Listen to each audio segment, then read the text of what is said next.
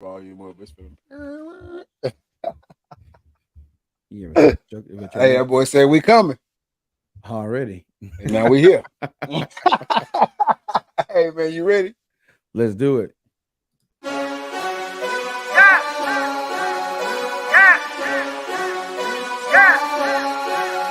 Squad. I mean, it's been turning up with her.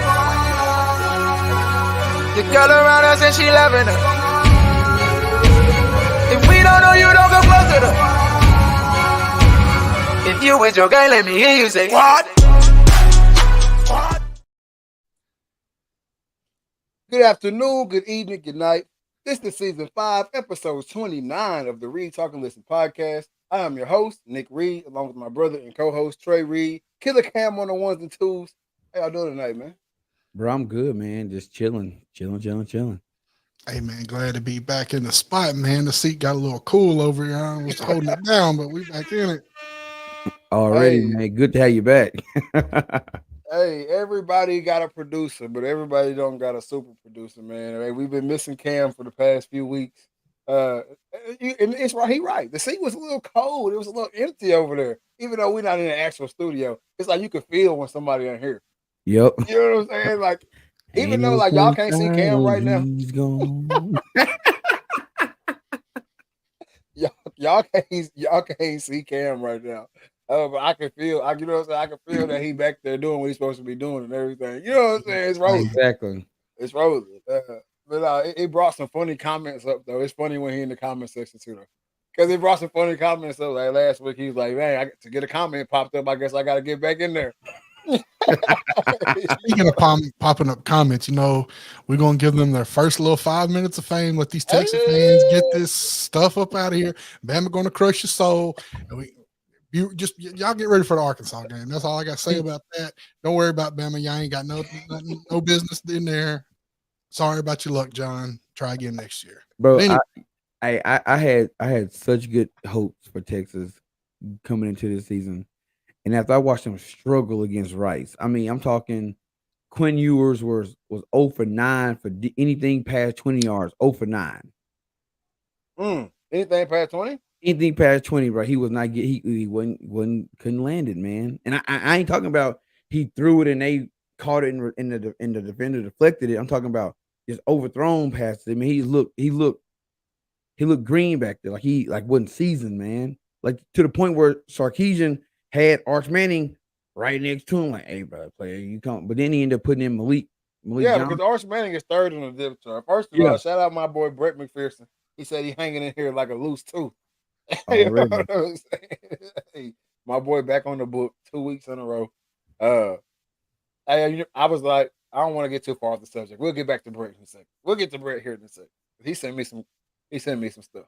He sent me some shit too. He always sends me some shit. But and it'd be like 3:00 in the morning. Like, what the hell you doing up, man? God, no, man. Night shift work. That's prime time for Brett. Oh, but no, man. Arch Manning is third string. So Malik, if anything was to go down, Malik was going to be the one to come in. But we talked about this earlier. Yes, Texas looked a little garbage versus Rice defense, but in games like that, which we're gonna get to this in the show, but in games like that, you can't expect to see the real Texas. What? But see, that's a team there's only teams every so often, bro. Every so often that come through that no matter who they play, you're gonna see their best version. That's a rarity. Yeah. Especially amongst kids. Now in the NFL, a team might be hella trash, but at the end of the day, you still finna go out there and play some pros. Right. But now when you playing Texas versus Rice, you can't get all 100 and however many on your roster at Texas. You can't get them up for that game. Because you're gonna have some kids that like got the mindset, we Texas, they can't mess with us. Then you're gonna have some kids like playing not to lose. I want to go out there and lose. And then some kids is like, I know I'm not gonna get in, so I don't give a damn. I don't care. Exactly. And then you got a lot of guys that most people in those type of games, the people that care the most are your second, third, fourth string guys. because that's the game they finna get they shine. If you got a chance to do something, if you gonna play in this game. Right. If you can show me something, you gonna play in this game. Look at that boy Brian Bowe said, "Hello." Yeah. I'm glad you here, Bo. I am glad you here. Cause you've been on my mind all weekend, like Conway Twitty. Always on my mind, darling. Yeah. Hey, check your cellular device over there, man. But you gotta hit him like we in class. So, hey man, check your phone. Hey, old time at the longest. Don't even look at your phone. Look at your phone. My bad. My bad. I'm joking to you. But no, man, I put out a Facebook post to Bo. So I want you front and center this week, Bo. I need you on this episode, man. Because you know, almost everything we say on this show comes to the light. We ain't no fortune tellers. We don't have a crystal ball. But pretty much everything we say, it's starting to come true. Pretty much every time, and so that did. But we'll get to that too, man. Before we get all the way into football, because we got a hell of football, which I love to do tonight. Let's get a hunting season update for you because you sent me some pictures as well. Hold on. He said, let me figure it out. If you send a link and he don't know what to do with it, then I don't know what we're doing over here. What happened? Who both want a link? I thought you sent a link to him because he said, hold on, let me figure it out. So if he don't know what to do with the StreamYard link, I don't know what we got going on anymore. Oh, well, shit. If Boat want a link, shit, he got there you go, right there. Boom. Well, Boat got some time. Boat got some time. You got some time to get your thoughts together. But anyway, hunting season update from the Dreaded Archer, man. I need one of those. Oh man, went out last weekend. Last weekend was opening. Well, actually, 2 weekends ago was opening weekend. No, this weekend was opening weekend. And I wanted to go out, but it was just too doggone hot. And I was like, man, you know what? I'm gonna go out, check some game cameras. And went out, checked some game cameras. Got back to the crib, threw them in. One camera had nothing but cows on it. It was just I didn't even realize they let cows out on this public land. They might not have let them out. They might have let themselves out. Right? So nothing but cows out. I had maybe 2 or 3 deer on that picture, on that camera. Yeah. Another camera, I don't know what happened. Didn't take not one picture. Nothing. Not Nathaniel. Nothing. Third camera, which is a spot that I in the past I believe was a high traffic spot, but in the last 2 years I got nothing on it. But this one had all the activity. Like I'm talking about, I got a mock scrape there.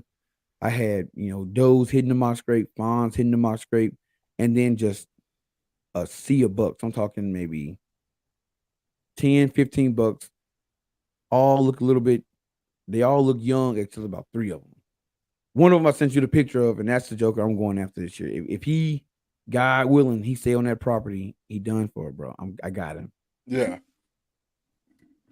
And that's about it. You know what I'm saying? Went out a couple weeks ago with Ben from Sodak Horizon. Went out antelope hunting. Didn't get nothing. Plan on going out this weekend with the boy Rob, and maybe doing a little bit of mule deer hunting, something like that. But it's been so doggone hot. I ain't had a chance to really just don't want to go out and hunt anything and risk having the meat spoil on me. Yeah. That boy Brett said he don't put cameras out because he want to be surprised when that big one come walking out there. No, I gotta be prepared when I go. He said he hit the hunt the same box blind, same spot every year. No change up. No change up. Shack. no change up like Randy Johnson. He ain't changing up. He going to the same spot, straight fastball. Hey, worried about it. Oh, he going straight fastball, man. But hey, you see the episode, the name of the episode. That boy Country Boy Kev said, "Yo, what's good with it?" Hey, you see the name of the episode, man. I can't even think of it right now, but I came up with it. FBS, FCS, CVS. Hey, it don't matter. VHS. Prime time and the Buffaloes are here. They said we coming, and now they here. Prime went to Colorado, and he said he was bringing luggage, and that And it's luggage was Louis. Louis. And it's Louis. All right, hey, I don't even know what's higher than Louis. I don't know what's high. I don't know what's higher than a Louis bag. I'm not into all that. But whatever Versace. it, Versace, you stepping on? Hey, it was Versace. Whatever you want to call it. All day Saturday, man. The Buffaloes came out and they did their thing. Was it a shock? Because right here we got on the Colorado shock, the college football world. Hell yeah, it was a shock. If you saw the reaction to people, like let me tell you how much of a shock it was. I was I was at my hometown local bar, you know what I'm saying, watching the game, and there was people who don't give a damn about college football watching this game, like people who I'm saying don't care about college football, but all they know is Dion is coaching Colorado, and they like, oh my gosh, Colorado might be beating TCU. They were the runners up in the national championship. Yeah. You know what I'm saying? Hey, So you want me to let this fool up in this thing? You want to keep going? No. Oh no. Oh no. We got the freeze action. Can y'all still hear us?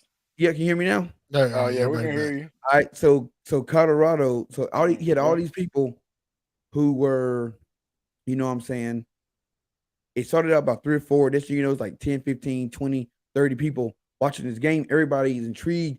And then when Colorado wins, everybody's like, oh my gosh, I can't believe they won. There's only a handful of people that actually believe they could win the game that was in it. It was me, my boy Dean, my boy Cody. That was it. Everybody else had no idea that this was a big game, whatever. Yeah. Then you see the media reaction. You see social media, people going crazy about this game. And me and you talked about it prior to the game. Prior to the game, no one was talking about this game. TCU didn't post nothing. Colorado really wasn't posting that much. It was almost like this game didn't exist until it happened. And once it happened, and once the and once the media realized how big it was, because I'm sure it was the most watched game on TV this weekend. I bet my bottom dollar on it. You could tell by how many ads was played. But go exactly. ahead. And I'm gonna tell you about that too after this. But but after the game, everybody's talking about it. I mean, we had games, you know, South Dakota State, not South Dakota State, but the University of South Dakota is playing, and they stopped the game to report, you know what I'm saying, the results of the TCU Colorado game. Yeah. Immediately after the Colorado game goes off, for the rest of the day, no matter what channel you watch, especially up here because we're in the Midwest, all you saw was they're advertising for Colorado, Nebraska, Colorado, Nebraska, Colorado, Nebraska. In real time, because when I realized it's playing Nebraska, I'm like, hey, Boulder only 9 hours away from Sioux Falls. Let's hit the road, players. I'm literally watching the tickets in the fourth quarter. The tickets of the Nebraska game was literally in row 130. I mean, section 130, row 4. They were like $130. As soon as the clock hit 0 for the game, I go back and look, $1,500. That's how fast some tickets went. They went for sale. They were on sale. I mean, I don't sell, but they were cheap. Boom, Colorado wins. People go and buy the game because the game was now sold out. Now you got people reselling these tickets for $1,500, $1,600, and people are buying them because now everybody got the fever. Everybody got the Colorado fever. I'm here in Sioux Falls, South Dakota this morning. I'm at a gas station. I see a cat walk out with a Colorado Prime hoodie, Colorado Prime hat. I said, damn, I rolled the window down. I said, damn, player, you got the tags on it. Still got the tags on it. Like the Key and Peele bit. Yes, bro. It's that real. So this game, it was a shock to the world, but it was a shock for both ways. You got some people who didn't think it was gonna happen, and then for people who believed it was gonna happen, it was such a big wave, and the cloud is so big. Yeah, I got a homie. I gotta go to the mall to get some Colorado gear. Prime cut, baby. Prime cut. That's so crazy. That's so crazy. Hey, bro, I got a homie who went and got a custom made jersey, but since Shiloh has an NIL deal, you can't get it. You can't put his name on the back because they gotta pay him. So instead, he got Prime Cut put on the back. My boy don't even know what he put on the back. He don't. Say, what up, guys? Prime Cut, baby. Prime Cut. This is my thing about the Colorado TCU game. It wasn't a shock to me. If you've been watching this podcast, if you've been following everything ever since the Jackson State move, this wasn't a surprise for me. You know what I'm saying? I've been saying this from the jump. You know what I'm saying? A lot of people were saying, "Oh, it's going to take 5 years. It's going to take 4 years. It's going to take 3 years for Deion to be able to get in there and work his magic." You know what I'm saying? He's not going to be able to do that. Well, he goes and gets 83 guys. 83 did not play at Colorado last year. 83 players that are on that roster right now did not play at Colorado last year. Guys who were what everybody wants to love to say, 5-star guys. Brett says he's impressed with Deion and Colorado. 5-star guys who play at these schools that we deem to be, elite. We deem to be above all else. If you can play at this school, obviously you're the best ever. Well, when that guy leaves said school, that doesn't make him worse. Exactly. You know what I'm saying? When that guy leaves that place, that don't make him a worse player. He's just playing in a new uniform. If a guy's coming out of high school and he's got offers from every school in the country damn near, it doesn't matter where he goes and plays. I'm pretty sure he's probably pretty good. He's still that dude. You know what I'm saying? And so it wasn't really a shock to me when you start hearing these names. Travis Hunter was the #1 recruit coming out of his class. Of course, he just torched their ass. You see what I'm saying? But it's crazy because people forget that. Like I had to remind people because he went to Jackson State. Yeah, they forgot about him. Yeah, they're like, "Who's this Travis Hunter?" I'm like, "Yo, he ain't no scrub. He's the same dude that was all over YouTube when he was in high school. Same exactly. Guy. I'm like, he ain't no scrub. He went to a HBCU last year. Exactly. And said people act like they had a bunch of bums. Exactly. He went to a HBCU last year, balled out as the #1 recruit in the country. What they like to say though, the competition wasn't there. The competition wasn't there. Well, we've seen the competition. We've seen him with the competition, and he played both ways. Let me ask you this right here. All them snaps and was dancing after the game. A competition. Hey, check this out right here. I don't give it. You could be racing me, or you can be racing Usain Bolt. If you run a 4.3, you still running a 4.3. Exactly. It just because you was racing somebody slower didn't make you slower. You see what I'm saying? Like, so I didn't get it. I didn't get all the question marks coming into this game. The only question mark that I had coming into this game was the trenches. That's the only question mark I had. And that was answered for me. Shout out number 95. I should know your name. That's disrespectful that I don't. Shout out to 95, holding it down on the D line. I'm going to get your name, my boy, and I'm going to give you a shout out here in a second. 95, holding down on the D line. They put my boy in the backfield. And whoever TCU's running back is, linebacker number 9. Hey, my D-line coach used to say something to me when we was playing against good old linemen. He used to say, "Hey, you're going to have to bring your lunch pail this week." I'm going to tell you, right? Number 9 ain't bring his lunch pail. Because, hey, my boy sat him down in the end zone, man, and they scored a touchdown. But the trenches was fine. Bishop Thomas. Bishop Thomas. Sound like he'll set you down. Bless you. Don't matter about the competition. They were Power 5 guys that got talked into following Deion. Exactly. They went to Jackson State to be coached by Travis Hunter, #1 corner, #1 wide receiver coming out. He goes to be coached by the #1 corner to ever touch the football. It made sense. They go to Colorado, it's going to be the same thing. Now we can move down the list to Shedeur. Shedeur, I think he may have lost one high school football game, if that. Yeah, I think it's like 1 or 2. 1 or 2 high school football games, like 3 or 4 state championships straight back to back to back. Highly recruited coming out of high school. Could have went pretty much anywhere in the country. Anywhere he wanted to play. Not to mention who his mentor is. Exactly. Outside of his father, he has another mentor who also texted him after the game and told him, don't be satisfied. But Exactly. we'll come to that later. Exactly. But goes to Jackson State, and I mean torches though. It wasn't even close. So yeah, it might have been lesser competition, but he made it look like that.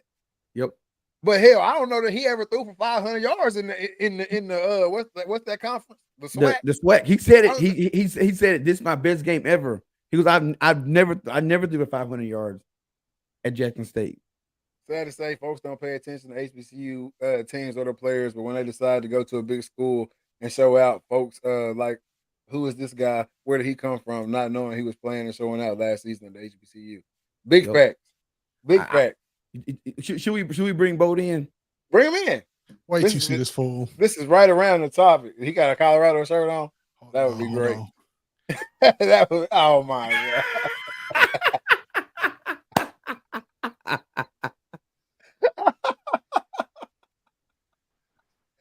What you doing, my boy? Dog. What's good, man? All I can say is go Colorado. That's all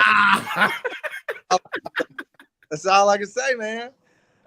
Hey, I almost went back to the show, whenever that was, way back when, and screenshotted your comments just for this show.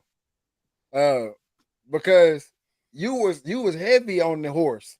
You wasn't just riding the horse, you were heavy on the horse. That Shedeur Sanders was only throwing like that because of where he was playing. At the time, it was. No, what do you mean? But you put him on a bigger stage and he performed. I don't have a problem admitting that. But I also want to comment on the comment in the just a minute ago about people not paying attention to the what is it, HBC? What is it? HBCU? Swag. Yeah. So it's not. Here's my opinion on that. I don't think it's because of where they're playing, so they get disrespected. I think it's because it's just not prime time. Nobody gets to see them. Yeah, I agree. Nobody gets to see them. It ain't that people are hating on that, on that conference or that, league or anything like that. It's just that they're not prime time, so people don't know who they are. And people, you can't find them on TV. I mean, unless you it's regional. It's all region. Yeah. Yeah. So people around here don't get to see it. So nobody knows who they are. But I'm man enough to eat crow. All right. Now, back to my comment. I didn't say he couldn't do it. I just said that he hasn't proved yet that he could do it because of the competition he was playing. Now, let's just be honest. Prime stacked the team where he was because of who he was. But all the rest of that league, let's just say they ain't Power 5. That's why they are where they are. But Prime's team at Jackson State, it was full. And you see it, brother. I'll say it. I love Prime. Always have. Back when he was a player, the swag he played with. I even wanted him to be a great baseball player. But but he was batting 500 in the World Series. Hey, bro, we know how the baseball numbers get. You know how that go. But yeah. But I mean, I've said it from the beginning. I wished Arkansas would have hired him because he changes the culture. Yeah. And he surrounds himself because he's an old school kind of coach. He coaches the way he was coached. He ain't soft on them players. And I'll take it right now, Jimbo Fisher. I ain't been a Jimbo Fisher fan back when he was letting Jameis Winston steal crab legs out the Save a Lot. I mean, he runs one of the loosest programs around, and look at him now. They done brought him in, Texas A&M. He about to get his butt fired down there because he's got all that talent and he can't corral. He can't run a tight ship. There's got to be structure. Prime may not be the best football coach out there, but he's the best manager. And that's what you need in a head coach. He'll surround himself with great coaches. And he may be a great coach, but what I'm saying is he surrounded himself with the staff and brought in the players and stuff. I'm telling you, man, I'm pulling for him. Now, I don't think they anywhere close to beating Bama or Georgia or nothing like that. Could be wrong, but I mean, I think they're gonna make some ripples, and I don't think it's gonna take them 3, 4, 5 years to do it. No, they won't. if they can beat Oregon and USC this year, Yep.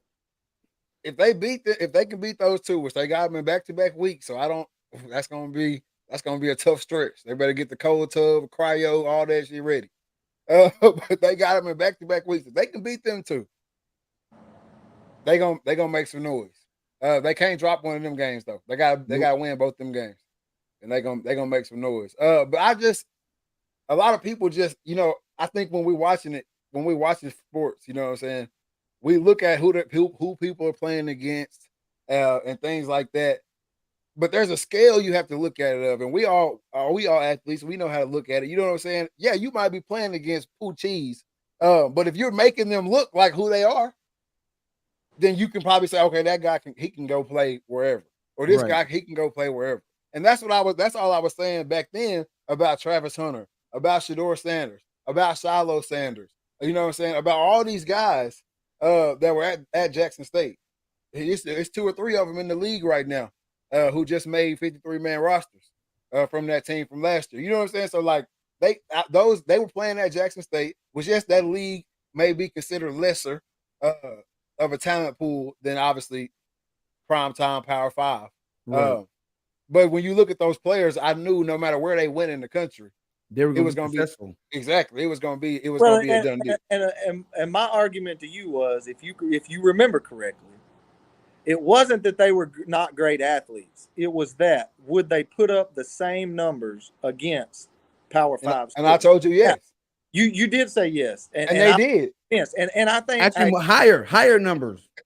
Hey, they put up higher numbers against the Power 5 than they did at HBCU. But at the same time, it's the same thing. We can sit here and argue Jordan and LeBron. It's oranges and apples. Until you see them play against somebody of that caliber, they put up those numbers against those cornerbacks. But those aren't Bama cornerbacks. Those aren't, Auburn cornerbacks and stuff like that. I mean, I agree. I agree with you in a sense. Because 2 of those guys who were out there were just played in the national championship last year. Bama can't say that. And I'm not saying, like I've said, you know what I'm saying? They can't do it. I wanted to see them do it before I was sold, saying, "Oh yeah, they could do it." You got to see it to believe it. But see, here's the thing, though. When you're as a coach, when you're recruiting a kid, you don't know how he's gonna play it in your program. You got to see the potential. And early on, me and Nick, we both saw the potential. Like, hey, although these dudes are playing at HBCUs, they can play at a Power 5. It's not that much of a difference. I'm gonna be real with you. It's not that much of a difference. It's a difference as a whole. It's not a difference individually. Yeah, individually, it's not a difference. Like I played at Navy. We were independent, but there were some games where we were in that we shouldn't have been in based on the talent that we had. We should have never beat Notre Dame. We should have never pushed Ohio State to the wire where they beat us 27-31. Never. We should have been there. It all comes down to managing your players and putting your stars. And let me tell you a personal life experience. I would never go against anything in the sports world that Nick ever had to say. Let me take you back. It was 4th of July. We in Wamby. It's a softball game.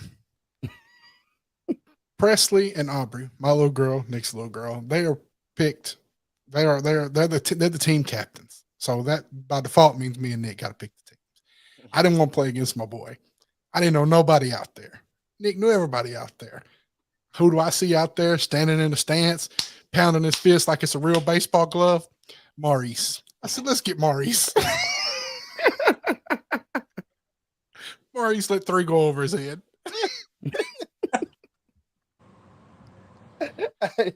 We lost by 7. We lost by 7. You got to see their potential out there, man. You got to see the potential. But no, yeah, I just knew, those guys, no matter where they were at, they would be successful. And I knew they could put up those type of numbers against, it don't matter what defense out there. Now, next year, not next year, but next week or this week, I guess, they could go out there against Nebraska and be a dud. Yep. That could happen. That's possible. I don't see that happening, but it could happen. Shedeur Sanders could, get hit, come out the game. We don't know who number 2 is. Do you, Trey? I do not know number 2. Me either. We don't know who that backup guy is. We don't know who the 3rd string quarterback is. Can Travis Hunter go both ways all season long? When Oregon get out there and Oregon gonna run 110, 115 on offense alone, you know what I'm saying? They gonna get out there and hurry up and line up and get it. You know, can he go both ways? I don't know that. But I knew that if you put these guys on the national stage, they was gonna pretty much embarrass whoever lined up in front of them, because that's what they've done their entire careers. Well, I almost bought a Colorado hat and a shirt and had it shipped overnight so I could come on here tonight and have it on. But I thought you was gonna have it on when he said, "Look at this." I almost did it. I almost did it. But those two performances was that. I mean, obviously that was great. That was crazy. But we can't overlook the running back Dylan Edwards. We can't overlook his performance at all. I mean, went crazy. Probably showed off that he may be top 3, top 2 fastest running backs in the country. Yeah. On them screen plays. I mean, nobody was catching him. I don't care who you was. You play for Alabama or you play for Michigan, whoever, you wasn't catching that cat on either one of them plays. So I it's gonna be something crazy to see. Well, the college world has changed from you not having to bring players in and coach them up for 2 or 3 years to get them on the field anymore. And that's right up Deion's alley. He's a salesman. He don't have to coach kids for 2 or 3 years to get them ready to play. He goes out, sells the program, sells itself, and brings them in through the transfer portal. I mean, this is built for him. Yeah. This is built for him. This is built. College football right now is built for a persona. That's right. To be the way to get it. But yeah, it's gonna be hard because I know a lot of people next year. You're gonna see a lot of teams try to overload through the portal. Yeah, overhaul and try to, you know what I'm saying, and try to do the facelift thing. But it's not gonna work for y'all. I'm telling you now. If you a coach or you work for a school and y'all getting ready to overhaul next year, don't do it. It's not gonna work for y'all. I'm telling you now. But before Deion did it, there was one school that I know of that had a kind of a recruiting strategy that was revolved around bringing in, you know what I'm saying, kids that's already been playing 2-3 years. And that's Henderson. Henderson down in Arkadelphia rarely ever recruited a bunch of high school kids. You know, if they had 20 people sign on signing day, 15 of them was out of JUCOs, which is why they ran the GAC as long as they did. It was all just JUCO kids. I don't need a high school kid, and that's what the portal is doing. I don't need to get a kid fresh out of high school unless you just phenomenal. I don't need you. I can go get a cat that's played 1, 2 years, 3 years at another school that's trying to come and play with me. I ain't got to coach him up on nothing. Just teach him the plays. Boom, he done. Yeah, because you don't have time. There's no time. The world don't work like it used to back in the 80s and midway through the 90s, where when cats was coming to school, they was coming to school for 4 years. Yep. Yeah. They was coming to school for 4 years. But midway through the 90s, and obviously to now, you getting cats for 3 at max. Or he gonna go crazy for 2 and he not playing the third one. That, because if he don't get no playing time, his first year there, he's hopping in the portal. He gone. But no, I'm just saying. I was just saying, even outside of guys jumping ship, I'm just saying as far as bringing a guy in. If I see you in high school, like, and I'll take it back to when I was in high school. I was not play ready my first day on campus. You see what I'm saying? And that's a huge problem now. That's a huge problem. I had to gain 50 pounds literally before I was play ready. These cats don't have that time. Well, you did that. You kept it. I did that. No, I ain't there right now. Thank God. Well, hey, let me ask you this though before I jump off here and let y'all carry on. But if Prime has a better than 500 season, 500 or better, right? Does it change the whole coaching mold through all college football? Yeah. No, because people that don't need Nick Saban, that don't need a coach, and they start bringing in personalities, people that can recruit because of who they are. Then they surround themselves with assistants. Not you don't have to have a powerhouse head coach. You bring in a personality, somebody with some clout that'll bring in those, other professional players, other, people coming in like that as head coaches. Do we see a change to that? I think you will see some people try it. And just like I just said about the facelift thing, don't do it because it's not going to work for y'all. Right. It's only one Prime. That's the thing about this. It's not that it's a guy like Prime. This is Prime doing it. But Nick Saban and Nick Saban and Coach Prime have the same thing going for them. Neither one of them are really having to recruit. Because if Nick Saban comes and sits in your living room, you got a little boy. If he comes and sit in your living room and say, "Hey, I want your son," he ain't even talking to the kid. Right. He talking to you. I want your son. Because I know you a football fan. I know you watch football. I know you know what I can do. I want your son. Nothing else matters. Look at all these rings. He walk in your house with all them rings on his finger and all that too. You know what I'm saying? And I want your son. You gonna say yeah. You got to. You gonna say yeah. NFL. Yeah, and he going to the league. Well, and that's the thing with Nick Saban. If you've ever seen, because every year around recruiting time, you always see like the Nick Saban recruitment letter, and it's not a letter saying like, "Hey, I'm Coach Nick Saban. I want you." All it is like, "Hey, such and such," and then it's all the jerseys of every guy who's ever coached at Alabama on that in the body of the letter. And then it says, "Sincerely, Nick Saban." That's it, player. That's all I need to tell you. If you want to go to the league, come here. Because every year during the draft, we see it in the 3rd, 4th, 5th, 6th, 7th round. What do we see? It'll be, your Corian Davis. He played 3 games at Bama getting drafted because he got the Nick Saban cosign. Yep. And you see that guy go to a New England and become a star. He'll go to a Green Bay, become a star. And people are like, who the hell is he? Well, he played 3 games at Bama. That's all we need to know.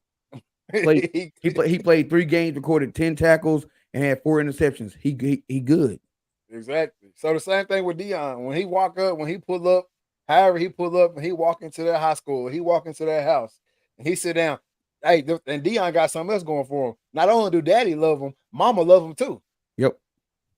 Hey, Mama love Prime just as much as Daddy do. So he walk in there, and especially your son play any type of corner, safety, defense, receiver.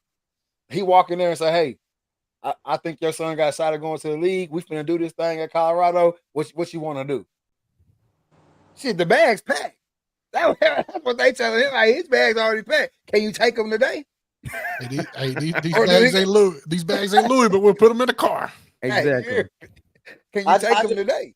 I just want to know who at Colorado is getting the pay raise, who came up with this idea that said, "Hey, all right, everybody sitting at this table, just hear me out. You're going to think I'm crazy, but here's what I want to do. I want to bring Deion Sanders in and let him clean the table, and we're going to completely revamp our football program." You ain't see him out there. You ain't see him out there chest bumping and hugging. No, and yeah. Everybody at that table was like, "What the hell?" Hold on, My Bo. grandson is a starter. We ain't doing this. Right. Bo, did you not see the dude in the suit hugging Deion, hugging Shedeur, hugging Travis Hunter? Oh, Yeah. dude. Oh yeah, hell yeah! I'll be down there. The AD, yeah, because they didn't have the money up front. Yeah, that's the thing. They didn't have the money. They didn't have the money up front. Geography gonna play a role in this at some point. NIL is a factor also. Sanders to Florida is coming soon. No, he's moved his whole Florida camp to Texas. Why would he go back to Florida? But see, here's the thing, Bo. Colorado didn't have the money. Deion signed a contract on basically a homie deal. They said, "Look, we want to sign you for 5 years, $29.5 million. But here's the thing: we ain't got the bread right now. But if you sign and come with us, we're gonna find the money, and we're gonna let you do your thing and let you do whatever you need to do. We just want you here." They didn't get the money until a couple weeks ago. Oh, hey, I believe that. I'm just saying the guy that came up with the idea. Yeah, the AD. everyone else at the table was probably like, "This is the craziest thing I've ever heard." Yes. Oh yeah, for sure. But And then look at what a genius he looks like. well, I guess just what? love to know a number of jersey sales, of ticket sales, of even Prime merchandise. You know what I mean? Not even just Colorado stuff. It's got to be outrageous. Oh yeah. Oh, dude, it's nuts. And to think about this though, like Colorado was at the bottom of the college football world last year. You're talking about a program that's historically been good for like, throughout the years. You know what I'm saying? They were at the bottom of the football world last year. They had nowhere to go but up. So anybody who had anything to bring to the table, they was willing to go at it. We literally throwing shit at the wall hoping to stick. Basically, that's it. And hey, look, get Surratt comment up out of here, man. Hey, that Deion to Florida, I think you way off. I mean, if you were saying Florida State, he'll be in Dallas coaching before he go back to Florida. Yeah. Hey, I think he's got too much pride to ever go to Florida. He would go to Florida State before Florida, and they beefing. So it's over. And yeah, they beefing. That's what I'm saying. The Florida talk is over. He's moved his entire camp out of Florida. His home base is listed as Texas. Well, like look, he ain't. I'll say this before I go. I'll let y'all carry on what you got to do. But you remember I said it here first, and you clip this. You put it wherever you want to in the archives. 2027, new head coach, prime time to the Arkansas Razorbacks. Welcome to the SEC Prime. We'll see you in 2027, baby. Peace. Prime to the SEC. I'm like you. I'm like what you just said. He'll be coaching in Dallas. Yeah, he'll be before he a Razorback. Yeah, let Mike McCarthy not bring in no Super Bowl in the next 2 years, in the 2-3 years. I think that's another talk that you gotta think about too. If you're Colorado, we got him for 5, but what if NFL come knocking at 2? He go. It's just like what Joe just said.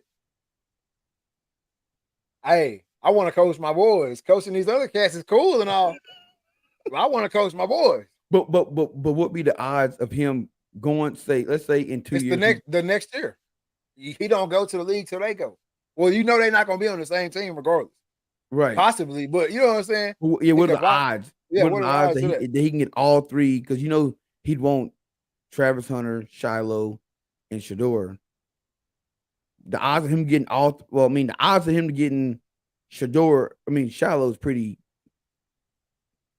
pretty good. Pretty good. But to get Shedeur and Travis Hunter, that's gonna be tough. Money, it'll be tough. She said Jerry can make it happen. If Deion is because this is the thing about it. I think he'll be able to get Shiloh anyway because Shiloh will probably go undrafted or drafted late, and he might be a journeyman in the league. Yeah. Anyway, so I think any team he goes and coaches they can make that happen regardless. But Shedeur is going to be a Moneyball pick.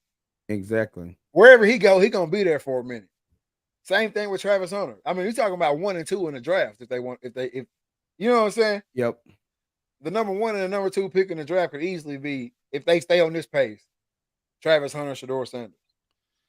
Hey, let me interrupt y'all real quick and mess y'all's head up. Look at your phones. You ever had somebody take a picture of you and you wasn't set up the way you were supposed to be in? Yeah.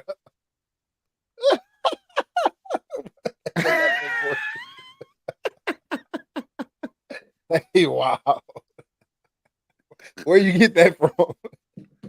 Oh, I guess somebody sent it to me. I go. But yeah, it's gonna be tough for him to get that. But I think he may make that jump to the league. But that's just too much. I think it's too many moving parts. Like right now in college, he can control every single thing going on, right? Yeah. You know what I'm saying? Like, hey, I'm coaching at Jackson State. You coming with me? You coming with me? You coming with me? I'm going to Colorado. Okay, you coming with me? You coming with me? You coming with me? In NFL, let's just say he ends up at the same team with Shiloh or Shedeur or Travis Hunter or 2 of them or 3 of them. and then he gets offered another job somewhere else. It ain't you can't just leave and like, all right, you coming too, because now we contractually bound over here. Exactly. So it's a lot different. So I don't know if he'll do that, and I think that also the NFL ain't going for all that. What Deion bringing? Nah. You know what I'm saying? They just not. It's old boys go because they couldn't stand it when he was a player. Shit, they ain't gonna stand it when he a coach. Exactly. And you think the college football world is crazy because you hear, "Oh, we'll never shut Deion up now," and all. You hear the little murmurs. You hear what everybody's saying. People love Deion, but at the same time, you know who hated him. Yep. You went through it in school too. If you was a good athlete, the people that's trash ain't liking you talking crazy. The people that's trash don't like you know what I'm saying, how rough you might be, how physical you might be, whatever it is. And so that's what it is with Deion. He all in your face. He is boom. He out there unapologetically, whatever, unapologetically prime, and they ain't gonna be able to stand it. They can't stand it. At that press conference, they try to go at him for how he came into that press conference. Why? If the media is saying something crazy, I should be able to confront him. Any other coach that would have confronted the media wouldn't have got no backlash. Exactly. And the media is gonna be if you're gonna be the person, the writer, to talk shit, I should be able to say something back to you. You know what I'm saying? Hey, when you text me the score, the final score of that game, what did I say? They ain't gonna like it. They ain't gonna like it. You sure did. You sure did. So they ain't gonna like that. And that was true. I mean, you can kind of see the mood. I was at walk on. You can kind of see the mood and walk on, get a little shifty when them Buffaloes were scoring. I was jumping up and down in that thing. Hey, but I had the whole frog going crazy. Bro, I left at halftime and I went and finished the game and watched it with Mama. Hey, we was running around. we was running around her house when they scored. You know what I'm saying? I mean, it was just you could just see the mood. And I hate that it's like that. But you could just see the mood. People cringing when it was a tight game. You know what I'm saying? And then you start seeing so hard to understand. People love Prime. People love Deion. Deion's always been people. Hey, I mean, I might have been too young, but I don't remember Deion getting hate like that. Like it was closet hate, but you can't. But it's the stage is so big now. You can't closet hate it. You gotta hate it out loud. You got to. You got because it's too wide. And they don't, but they still kind of closet hating because they say stuff like what I just said. Oh, they'll never be able to shut him up now. What does that even mean? What does that even mean? You know what I'm saying? It's you just see it on a slight level, but it's in your face. You know what I mean? If that's the road that your child chooses is to be an athlete, if he was gifted enough, why would you not want him to have any other career but Prime? He's got his health, he's got his mind, he made millions. And he's giving back. That's the ultimate goal for anything. Like if you, I will say, we take this down. I would like to see that. When you said there's not another Prime, I'm thinking, I don't know, man. Chad might get on there. But hey, Ocho Cinco ain't got Prime love. He ain't got Prime love because they painted his narrative in the league. He's a troublemaker, bad for the locker room, and all. You know what I'm saying? Like he did the same stuff that Prime did, but they painted it in a bad light. They made him the villain.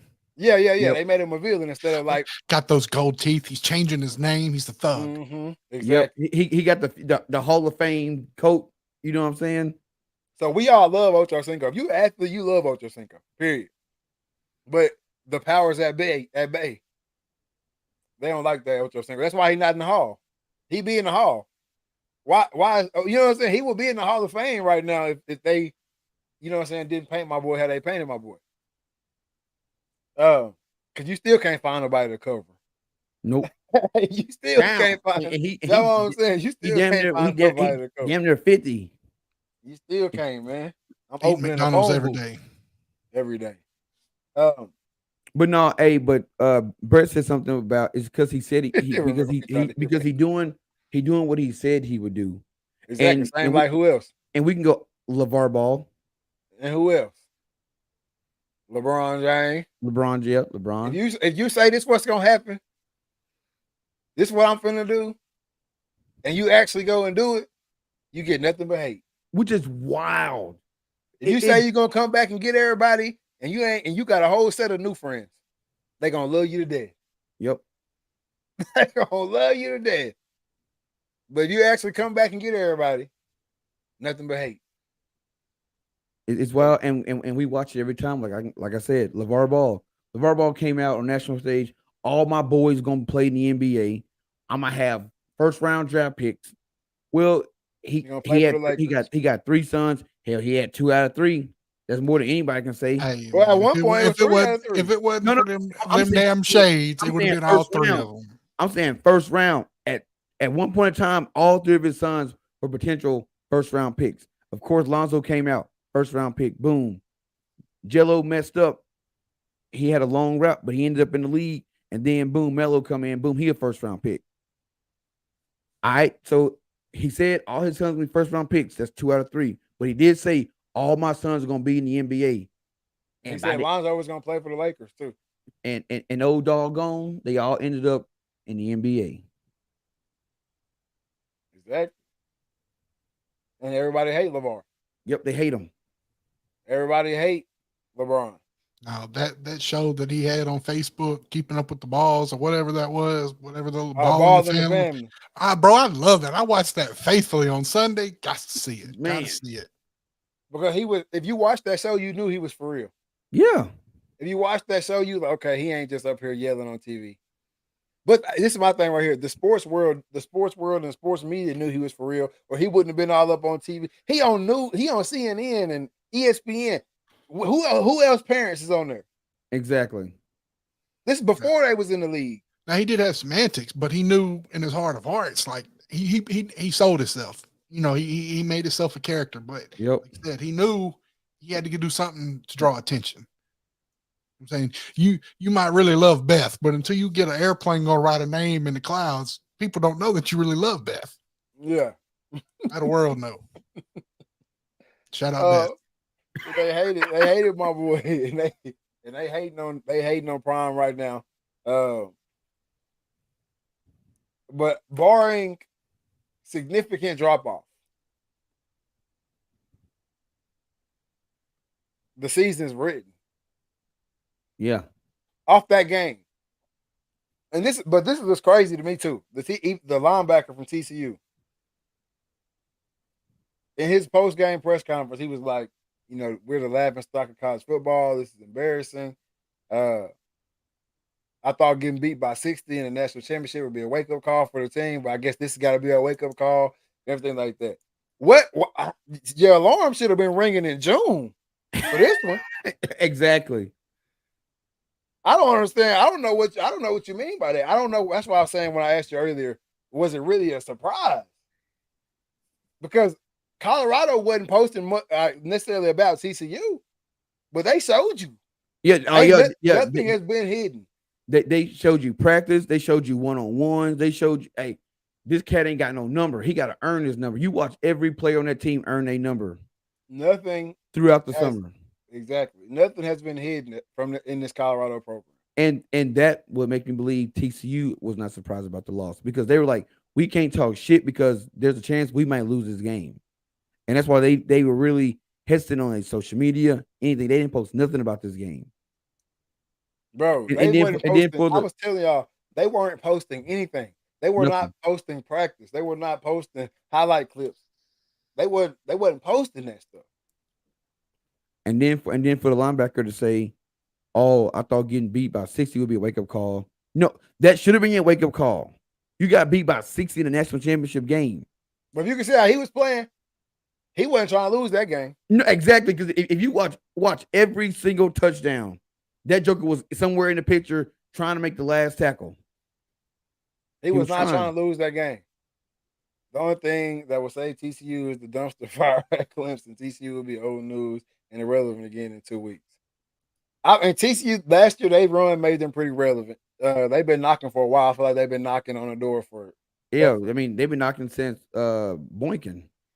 Yeah, and so if anything, Surratt says if anything will be Prime's downfall would be the cameras inside the facility. You got to keep doors closed as a coach on some things.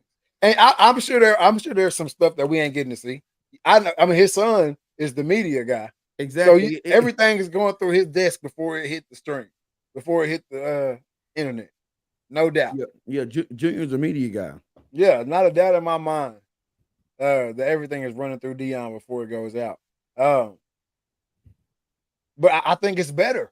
I think having all them cameras in there it's only making it easier for him to say, "Come to Colorado." Yep. Because I can You build gonna, your brand. Yeah, I can build your brand. we'll build Your your brand. Instagram name is on the back of your practice jersey. Everything you do at practice, when we take pictures at practice, when they out there videoing at practice and everything, it's you. It's your time to shine. Everybody else at practice ain't got no name on the back of their jersey. Yep. Guaranteed. Prime ain't stupid. He's letting you see what he wants you to see. He knows when the camera's on. Oh yeah. Yeah. I mean, he had a reality TV show in his house. You know, that's what I'm saying. I don't think people really put the pieces of the puzzle together like they should have been this whole entire time. Nope. That's why I guess I wasn't shocked.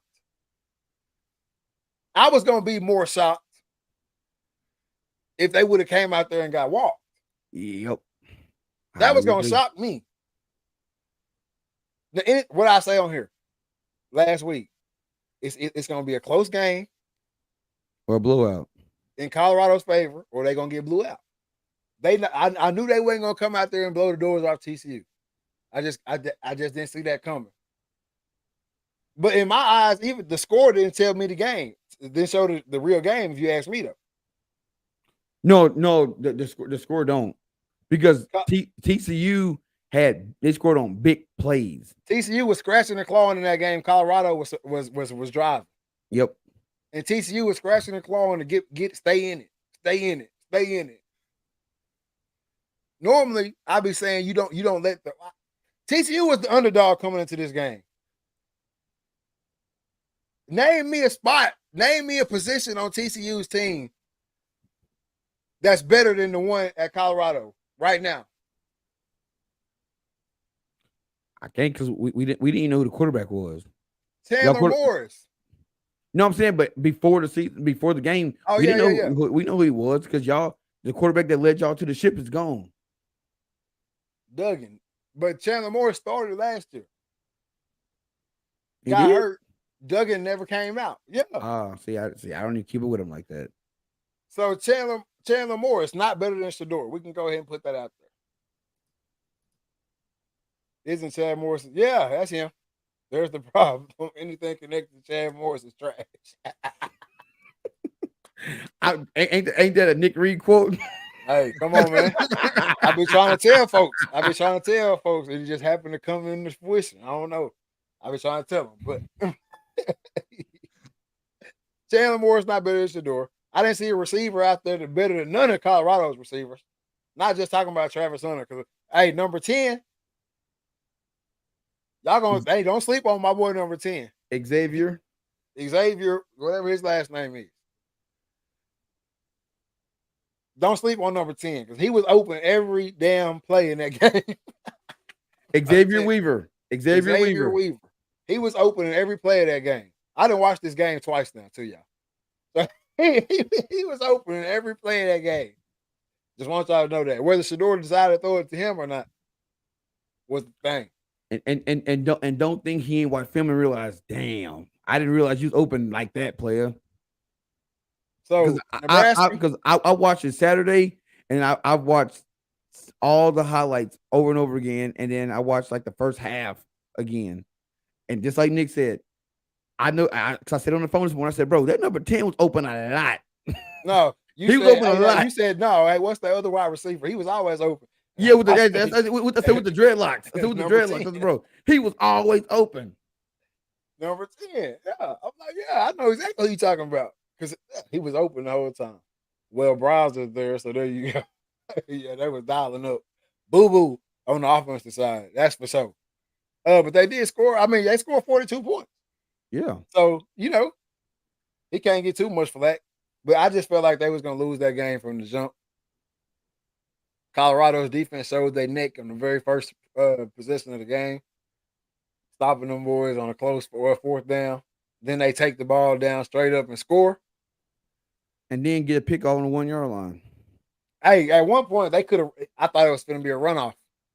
I thought they might run off with it at one point in that game. I think they was up 14, and they got a turnover. Yep.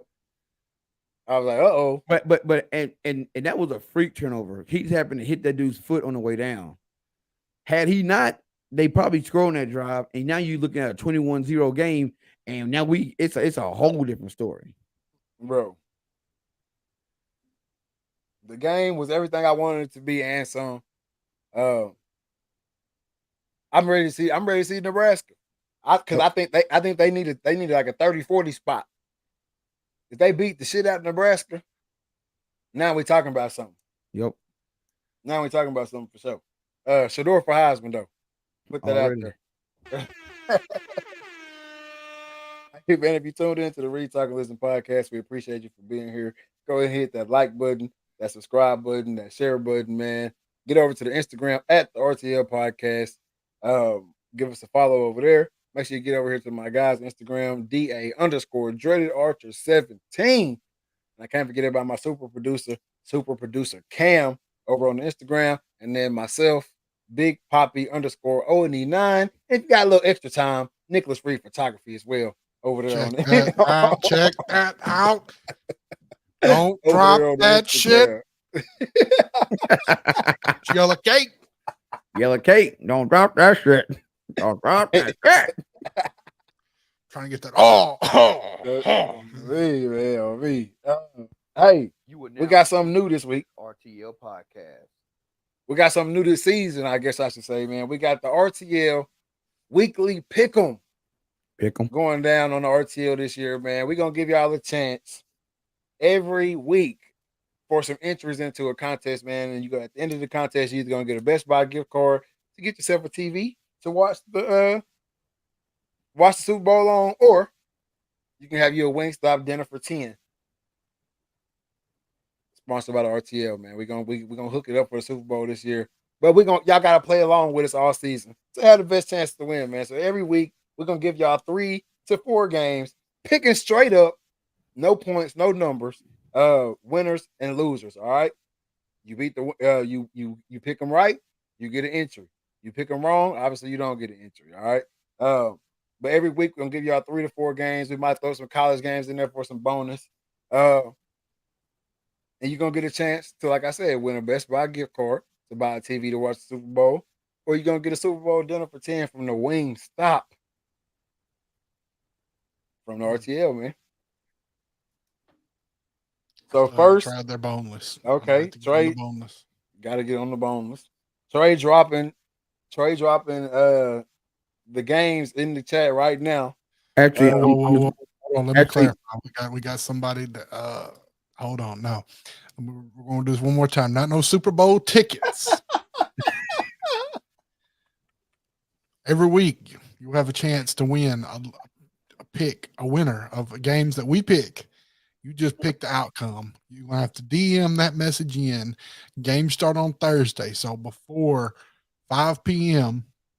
Central Standard Time, all entries for that particular week must be submitted to the Read Talking List Instagram. That's going to lock you in. We're going to keep a running tally of all the entries, all the correct picks. Lions Chiefs is going to be game 1. We're going to have a Thursday night game, a Sunday night game, and a Monday night game. Like you said, there may be some special college games, big games get thrown in there for some Saturdays, some extra bonus. And what we're going to do is by the NFC AFC Championship, when we know who's going to the Super Bowl, the following week we will tally up the points. It goes into a drawing. However many points you have, that's how many tickets you have. We'll spin the wheel live for y'all because y'all love the wheel. And winner gets to choose a Best Buy gift card. We're going to hook it up so you can go get yourself a brand new TV for the Super Bowl because you know they will be on sale. Or a Buffalo. Hold on. Buffalo, not them. Wingstop party pack, good for 10 people. You can take your choice. And if we have a lot of people participate in this, I've been thinking about we're going to have to get some consolation prizes in there as well. So even if you don't win the big game, you got to be live. You got to be present live to win it. So just like the Xbox, you got to be here on time. We'll do a couple consolation wheels as well. We'll pick the winner at the beginning of the show. We won't release it. And then we'll spin the wheel a couple times. We'll figure out something good. Maybe an NFL shop gift card, get you a jersey or a hat, whatever you like. There we go. Or NCAA gift certificate. Get you a Buffs hat or jersey. They're going like hotcakes. But yeah, right there at the bottom of the screen, man. Y'all see it rolling. Keep that rolling down there. All right. Y'all see it rolling down there at the bottom of the screen. We got Lions Chiefs. That's gonna be a Thursday night game. Sunday, we following up with the Buccaneers Vikings. And then Monday night it's gonna be a barn burner. I think Buffalo at New York Jets. That's gonna be a real good one. So make sure y'all get y'all's entries in, man. You don't want to miss this. This gonna be. I mean, who don't want a Super Bowl party? Everybody tries to get together last minute, throw together a Super Bowl party. Let's take care of one piece of it. All right, we got y'all. Oh, that's gonna be. I mean, this thing going all the way till February. All the way. All right. So, hey, Brett said he got the Bills. I'm taking New York. Oh, I'm yeah. taking New York. Jets, Jets. You hear me? So y'all get those in, man. You're gonna want to get that in every week. That's gonna give you a chance. That's 7 or 18 weeks now. That's 18 weeks worth of games. So what's 18 times 3? 36. Now that's 2. 30, that's 45. 54. 54. 54 entries. Oh, entries. That's gonna get you 54 entries into this right here. If you in there, well, you have to get them all right. I mean, that's gonna get you have to get them all right. That's gonna give you 54 entries right there. And we're gonna have some super college game day stuff popping off. So potential for 60 points, 60 entries, and all you got to do is watch football and tell us about it. If you own here, we know you're watching the games anyway, more than likely. Exactly. Hopefully. Exactly, man. So y'all make sure y'all tap in. Y'all see the graphic going around. We're gonna keep that thing flowing. Damn the money. What about Daddy's wife? Don't even say watch around me no more. Say little clock or something. Hey man, y'all be seeing these little comments pop up all the time. We just bust out laughing. It ain't got nothing to do with the show. It's probably from the movie Life. Yeah, exactly. Unbeknownst to me, that's a bunch of people who haven't seen that movie. A lot of folks ain't seen it. It's like Sad to say. 1 or 2 funniest movies of all time. I put it at least top 2, easy. That's what I'm saying. 1 or 2. It's 1 or 2. Genuinely funny, not something you got to fake laugh at. Like it's no, it's yeah, really you gonna laugh. I wish I could erase my memory and rewatch it again for the first time because I still crack up laughing now. Hold up, what? Siri over here doing the most, but I crack up watching it now. But I can only imagine watching that thing again for the first time. Never have seen. Oh man. Great movie, man. Y'all go check it out. Shout out Life. Eddie Murphy, Martin Lawrence. Y'all ever see this? Y'all want to hook it up, man? Hey. And please don't try to make it part 2. No, ain't no part 2. Leave it alone. Ain't no part 2. Or remake. Don't make no remake either. There ain't no remake. There ain't no part 2. There ain't none of that. It's over with. That's it. That's over. You can't make that movie today. The only thing I just wish Dave Chappelle had been in Life. Man, oh man, who would he play? Radio? Dave Chappelle is radio would have been funny. No, radio is too good. Who was the one that wore the do-rag? That was the singer in The Dream. Oh, he's talking about Biscuit. He could have done that. 9 foot shoulders and 9 now. He's a king. Sing it, Biscuit. Take the doors off hinges when my baby comes to town. I'm telling you. Put all the women in my car. Gibson. Hey, but I think Dave Chappelle could have had his own role in there. Like he could have just been another prisoner. Yeah, they could have been another character for him. Yeah, he could have just been another prisoner. But there's some jams in there. Hey, you got Bernie Mac in that thing. Oh, bro. Yeah. It's some good. Yeah, it's some good. That was one of Bernie Mac's last movies. No, what? It wasn't. No. I'm about to say, boy, that's early Bernie. It was like third or fourth last movie. That's early Bernie. Hell no, it's 3 Mr. 3000s. There's only one Mr. 3000. No, it's not. It's 2 or 1. It's 2. There's only one.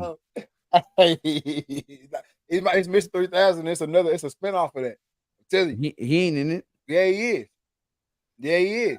You might be. I know. Players Club was super early. You thinking about the one with Samuel L. Jackson when they were singles? He walking through the train station slapping folks. Hey Trey, do it. Huh? Boy, Give me a title. go get me some Boy. Worcestershire sauce. That's Boy, Wow. Ray, steak tastes like butter. Hey, boy, give me the Worcestershire sauce. I'll whoop your ass.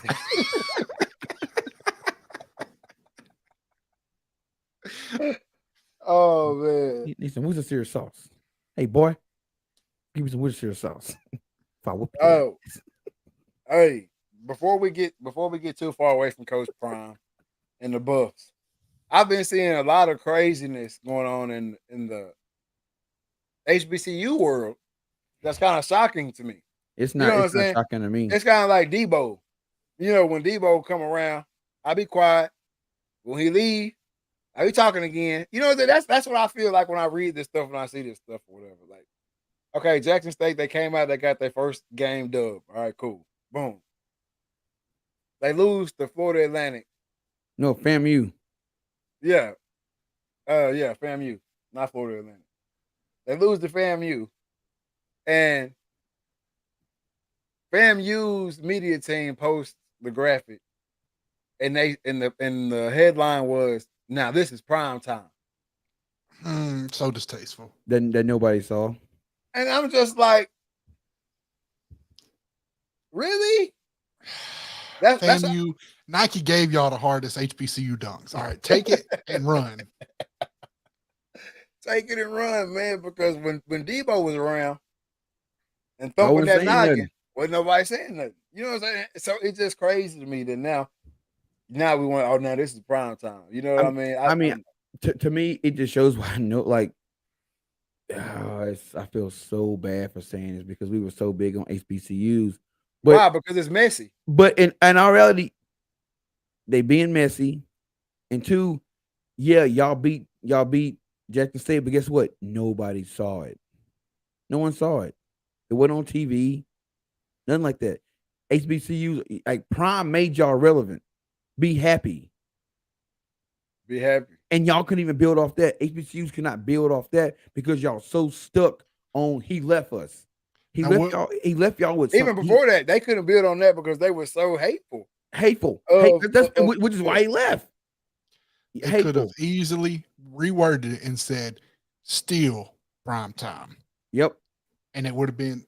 He probably would have co-signed it. Look, hey, I went over there, built these programs up, shine light on something half of y'all didn't even know was a thing, and look, they still going at it. But you even had presidents of other HBCUs saying they hope Prime not successful at the next level. And then when people call him, and then when people call him out on it, well, we didn't mean him as him, we meant him as the system. Bro, get that shit out of here. We know what you meant. Because before Prime left, or before Prime came to HBCU, before he came to HBCU, y'all weren't talking about the system. Y'all didn't, because y'all like y'all system and how it worked. Y'all like the way y'all stealing money over there. Y'all like having shitty ass facilities. Y'all like being y'all like being in y'all own little country club where nobody give a damn. Y'all can run the shit to how y'all run it. But then when somebody comes with and has a legitimate program and doing some shit, you don't like that because it makes you have to be professional. He calling y'all out. Why these kids ain't got the name on the back of their jerseys? Mm-hmm. Why we ain't got good facilities? Why can't we have all this shit? And it ain't because you can't, because the kids at Colorado pay tuition just like the kids at Jackson State, just like the kids at FAMU. So the money got to be going somewhere. And it's really funny to me how a lot of these schools, y'all got shitty ass facilities, but the presidents, the superintendents, teachers, and all this shit, y'all all driving nice ass cars. Everybody getting high paychecks and shit. But the kids living in dorms that got mold in them. It's prestigious to be at a HBCU until you're at a HBCU. Thank you. Exactly. That's why nobody goes to them shit. And people only go to bat for it so hard when they leave and graduate because it's like with your family. You might have a messed up family, but once we go outside, you ain't been talking about my folks. Exactly. Yep. You see what I'm saying? And that's the only reason people go to bat for it so hard. And that's, I mean, it's a whole nother conversation. I just found out that there is actually an HBCU coach at Howard in our family who wants to come on the podcast. So we're gonna hash a lot of this shit out. come here soon. I don't know how much he can and can't say live on the podcast, but Shit, just we gon' we just darken the screen and change his voice. we just I was for former coach at Jackson at Howard State. We can get Craig Jenkins to narrate for him. Right. Hey, so I don't know how far we'll be able to really dive into it. We're gonna dive as deep as we can go for sure. And see what's really up. You know what I'm saying? And see what the hate's about, why the hate, and see it from an inside perspective, man. I can't wait for that. That's gonna be legit. But we can move on past. I know we've been talking about prime this, prime that, all that stuff, whatever. We can move on. That was, he had that built up, didn't he? Hey, my boy had something on his chest. Say it with your chest, boy. Damn. Hey, man, y'all see it scrolling down there at the bottom of the screen. NFL Pick'em, man. Make sure y'all pick those games. Get it over to the messenger. Send us a message. Who you got? Lions, Chiefs, Buccaneers, Vikings, Bills versus Jets. He said he ain't nice like boss. Make sure y'all get those pick'ems in, man, and get the entry in to win the Best Buy gift card or the dinner for 10 from the Wingstop for the Super Bowl, man. Death to the money game. Mm. This is something I've been talking about for a couple of years now. I think it's sickening at this point. Yeah, it's boring. It's which y'all are seeing it. Like I've like Saturday, I talked to so many people and they're like, "Yo, why are these big schools playing these sorry ass small schools?" I'm not gonna say sorry, but they playing below they mean or they below their level. They play. I mean, they going down. Yeah, I'm not saying going do a couple of conferences. You going down to some of the bottom barrel conferences and pulling teams up. Like, why? No one wants to see this to the point where they didn't even air them. They wouldn't even air it on TV. You had Oklahoma was airing, and that was about it. Look, man.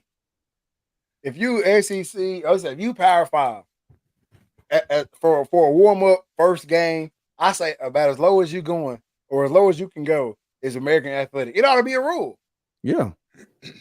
As low as you can go is American Athletic. If you don't know what that is, that's East Carolina, SMU, Houston. Who else in that thing? Navy. Yeah. No, it's not Sam Houston. That's okay. Navy. USF. Temple. UCF. USF. That's as low as you can go.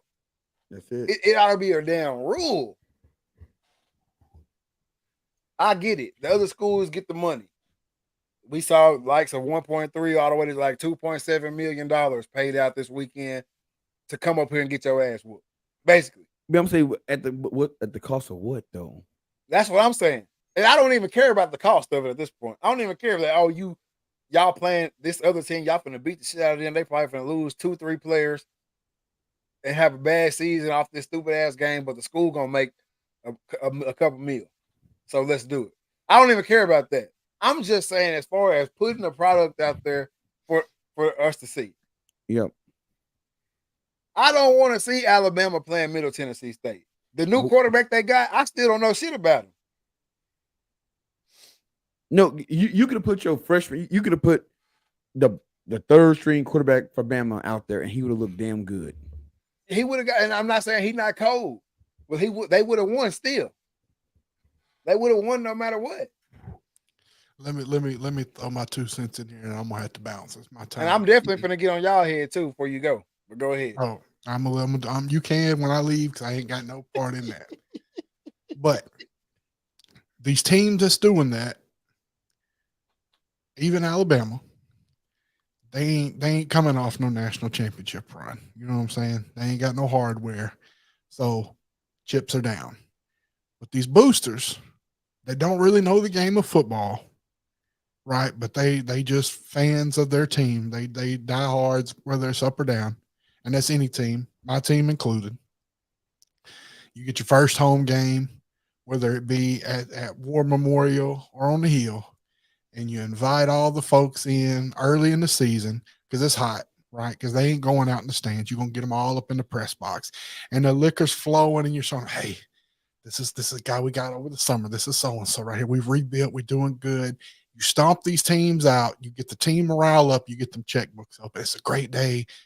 It's a great day to be a road runner. It's a great day to be a hot air balloon, whatever team that you ride for, right? And then you get that money flowing in, and you got a victory. And that might be the only game they show up to. But it was the tailgate and the morale, the vibe. It's all just a money grab, and it helps. And you can say, well, we're doing it for these small schools, help them build their program. They made tenfold what they put out from these boosters and from these fans and from everybody else. They trying to get these jersey sales back because ain't nobody trying to buy an Arkansas jersey right now. Who? Not me. But you show up to the tailgate, show up to the game, you go up there because some of my people on my feed was up there this weekend showing out, having a good old time. It's a great day to be a Razorback. So, hey, man, did you notice we was like the only people up there didn't have a jersey on? We need to go. We need to go get some after this. This is my only thing about that is you bring all them boosters in and all that, and you have a Monroe. Yeah, and you have you have that. Why not have that happen with a notable team? Yeah, a Cincinnati or I mean even Arkansas. You could play a Texas Tech, Oklahoma State. Play somebody of notoriety. Hell, Exactly. even you bring in hell, I'd even say a Baylor. I mean, Baylor is a Big 12. Hold up now, shit. But what I'm saying is like, but if you that's the type of game I'm trying to see though. But go ahead. Like you Arkansas, you claim you big dog in the SEC, bring in notable teams. But they should be. Hey, they will though. They will. I will say like A&M. When I was at SMU, the first and second game of the season every year was against A&M. You know what I'm saying? In the likelihood that we would have messed around and beat them, it wouldn't have been as bad as whoever Appalachian State beating them last year, or whoever they lost to last year. Was it Appalachian State? Appalachian State. Yeah, Appalachian State beating them. And then also beating a team out of the AAC doesn't look as tragic as you beating who Oregon played? Portland State? No. I mean, Arkansas played. Arkansas played Western Kentucky or something. No, Western Carolina. Western Carolina. Ain't nobody heard of. Hell, we know South Carolina. We know North Carolina, and you might know East. We barely know East Carolina. I didn't know Western Carolina existed. Them jokers opened up 2 weeks ago. And they got them on the schedule. But it's the same thing with Alabama playing Middle Tennessee. It's the same thing with who else? Who else plays some slop this week? Oklahoma 73-0. I need to know what the qualifications are to be put on that roster. Because I don't know about y'all. I got a couple years of eligibility left. I go to Arkansas and get Molly Watt for $1.2 million, however much it is, and me, you, and some boys from Wyoming just come out and count that change and dismiss the school afterwards. But that's the only thing about it. That's the only thing about that. That's the only thing about that is, and then the players seeing that bread. Exactly, you ain't seen that bread. You just going out there and taking that ass. Hey, I'll be the commissioner and the AD and the head coach and all of that. But he said also on the flip side, look at having LSU playing a good opponent to start the year. They lost. Exactly. We want to see them games. You can look at them games though. Even outside of that, look at the game. Yep. That was a good ass game. A good game. That is one thing I will say. They're getting talked about. Win or lose, you're getting talked about. Yep. Exactly. That was a good ass game. Here's the thing. You're gonna lose some games. You're gonna win some, you're gonna lose some. But why not put a good product out there? No one. The whole point of a game, if you in the office, is you want the people that come watch the game to stay as long as possible. Absolutely. And as a sports fan, that's what we want to see when we turn on TV. We don't want to see, you know what I'm saying? Like you said, a lot of them ain't getting broadcasted. But. Exactly. You want the people to stay as long as possible. If you beat somebody 81, we ought to get at this point. We ought to be having 2 bowl seasons. We ought to be having the jump off bowls, and then we come through at the end of the year with the other bowls. But them jump off bowls need to be the ticket. I want to see LSU Florida State. I want to see a game to go to the wire. I want to see Colorado TCU game, another game that went to the wire this weekend. I want to see who Texas Tech and who Texas State or no Wyoming. Texas Tech and Wyoming. I want to see that. I want to see teams that actually can compete in week Utah 1. and Florida. Yes, Utah and Florida. And it's easy. It's easy. You already have these companies that have bowl games at the end of the season. That was the bowl game, LSU and Florida State. Exactly. It was. I can't remember the name of the company, but it was the kickoff bowl or something. Yeah, whatever, some kickoff bowl. You can have all these different companies come in and say, "Hey," because this is how you get the game to be played. And hey, Alabama, instead of you playing Middle Tennessee opening week, how about we have Alabama versus Clemson at the Disney Kickoff Bowl, and we'll give y'all $15 million apiece. All right, because guess what? They gonna make their money back on that. Disney ABC gonna make their money back on that. Yeah, Camping World. Thank you, Brandon. Yeah, they'll make their money back on that. Hey, Florida State, how about y'all play for like Camping World? How about y'all play what you call it? LSU and the Camping Bowl. Let's do that shit. Gone. Hey, Texas, instead of y'all playing Rice, how about y'all play A&M? Exactly. It pops it off. Then instead of having, a blowout game here, a good game here, blowout game. Now you got a whole weekend starting on Thursday, going into Saturday of just nothing but heavy hitting football. That's how you start the college football game off right, and it makes it more competitive. Because if I'm a AP voter, I ain't gonna lie to you. If I'm an AP voter, I'm a college football playoff voter. If you playing Middle Tennessee, Alabama, I'm not even giving y'all a vote. It ain't because I really can't break down how good y'all actually are because y'all dog walk this team. Oklahoma, Oregon, you beat a team 81-0, 81-7. I can't assess y'all. I don't know how good y'all really are. Because y'all out there playing a bunch of scrubs. Mattress Max, Mattress World, Texas kickoff, Texas A&M versus University of Texas, live at AT&T Stadium. Boom, $1 million game. Boy, $1 million, more than that. More than that, yeah. He gonna bet $1 million on it. Yeah, right. That's gonna be bro. Come on, bro. You know, bro. Because then you're gonna have the cities getting behind it. Because that's all you're gonna do is bring revenue. It's all there. Now, when y'all do this, I need a little kickback. Because y'all know, I'm gonna tell you why it would never happen. Because they're gonna be like, are these tacos in Deep Ellum not vegan? I can't even. But with that being said, hey, it was great being back in the hot seat, fellas. I enjoyed my time. I'm back in podcast mode. I'm feeling it was great talking to y'all, comments and engagement. I'm looking forward to this pick'em, man. But it is my time. Early hours coming. I appreciate y'all for having me back on, and I will see y'all again next week. But I am out. Already, my boy. He's my boy. Shout out to the super producer Cam, man. Hey, real life comes first. Hey, maybe I'm about to say, go ahead and fix that thing. Go ahead and flip a flopper. Yeah, there you go. Real life comes first, man. So my boy got to get up out of here early. You got to get up out of here early, man. But yeah, like he said, man, we're super excited about these pick'ems.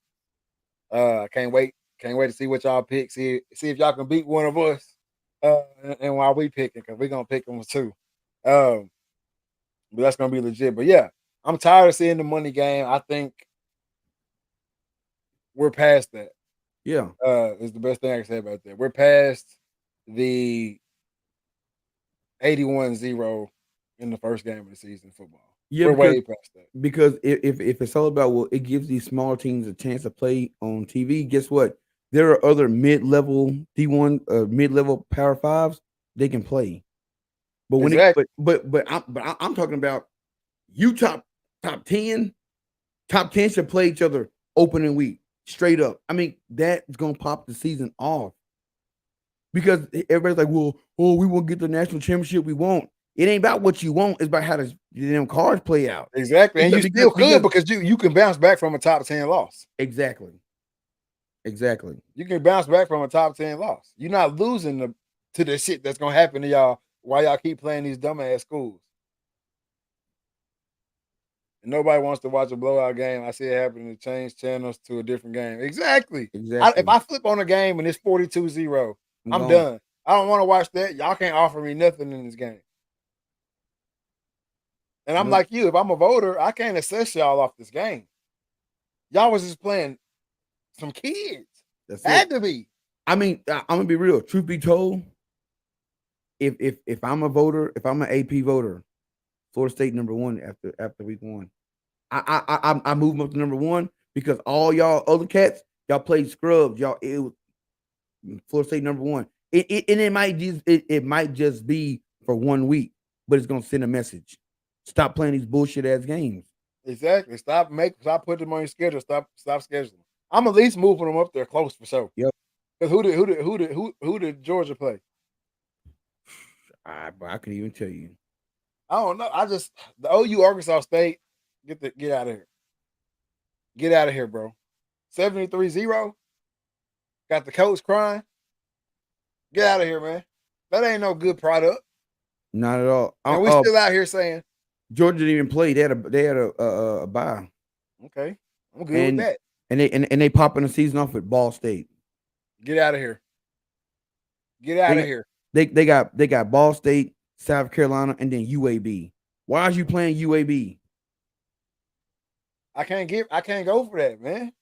It's garbage. That's why I will never go for college football puts a better product on the field than the NFL. Because you know what? Every week in NFL, you might lose that hoe.